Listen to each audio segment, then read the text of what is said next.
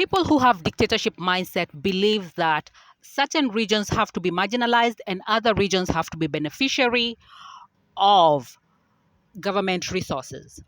And when it comes to how government resources is given to counties, for example, this is based on loyalty. So loyalty is what they use to basically disperse funds and resources to other counties. So if you did not vote for somebody who has a dictatorship mindset, if you did not vote for them, they believe that you should not get any development or you should get minimal development and your funds should not be disbursed on time. And basically that region that did not vote for this particular person should be marginalized. That is what people with dictatorship mindset believe. They believe in marginalization of certain regions and other regions being beneficiaries of government resources. Now, government resources, you have to remember everybody pays taxes. So that is something people need to remember. Everybody pays taxes, meaning resources need to be distributed to everybody because everybody is paying taxes.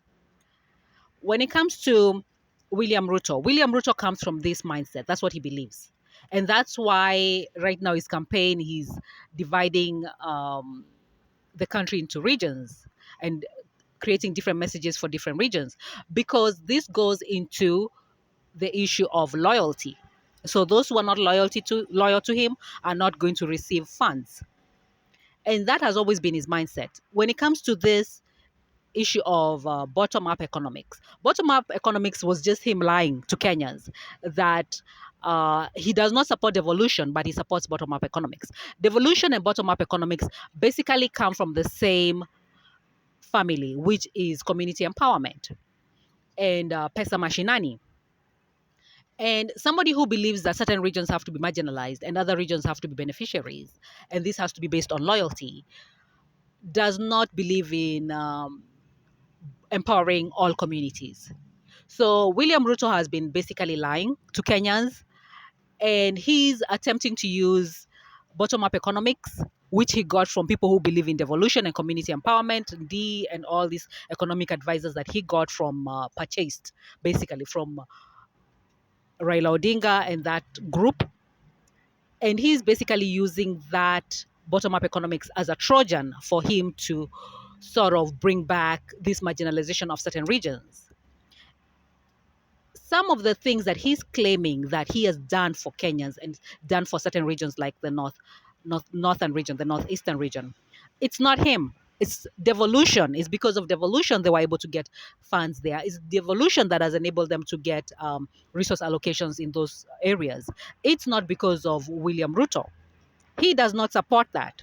He believes certain regions, and this is something leaders from the coast, from basically the northern region, any area that has been historically marginalized by the Kenya government need to understand. William Ruto believes that they should be marginalized. He does not believe they should be empowered. So they should always remember this. Then let's go to devolution and the issues facing devolution. Devolution is a structure. Basically, it's a structure. Think of it like a house, and the pillars are the counties. So when you say devolution has collapsed, you're saying basically the government of Kenya has failed, which it hasn't. The national government would have collapsed from the way without the pillars working. So of course, devolution is working in some counties better than other counties. Some counties have corrupt leadership, and the other counties, they're not receiving funds. They may have the proper leadership, but they're not receiving funds in a timely fashion or the right amount of funds that they need, or they're not being able to access funds. And part of the reason could be because William Ruto is blocking this because he does not believe these people deserve those funds. He believes in marginalization of those areas, and that's why they are creating that lag there. They're not giving funds to some of these regions. They're not giving the proper resources. They're not doing what they're supposed to do because they believe those people don't deserve it.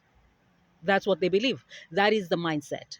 So, and this is the one of the main reasons William Ruto must go, because he's lying about this bottom-up economics. He does not believe in that. This is an old school fascist. He believes that certain regions need to be marginalized. Regions that are not, who don't support him, who don't agree with him ideologically, basically they are disloyal and they should not be getting any resources or benefiting in any way from any government basically resources. He believes that. So that could be another reason why they're not dispersing the funds necessary on time to some of these regions. So William Ruto must go, and some of these issues need to be articulated to these leaders clearly. It seems that they need to be reminded that there is a dictatorship mindset that some people in Kenya have.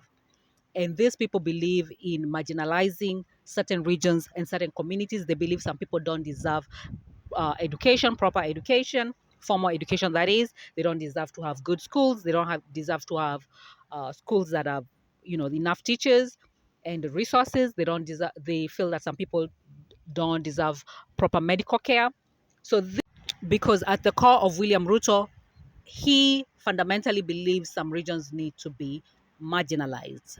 That's what people with dictatorship mindset believe, and he has been lying about this bottom-up economics. This is David D's sort of idea that he popularized the idea, and it's not William Ruto's idea. And people who come from that thinking of supporting dictatorship and that system of governance.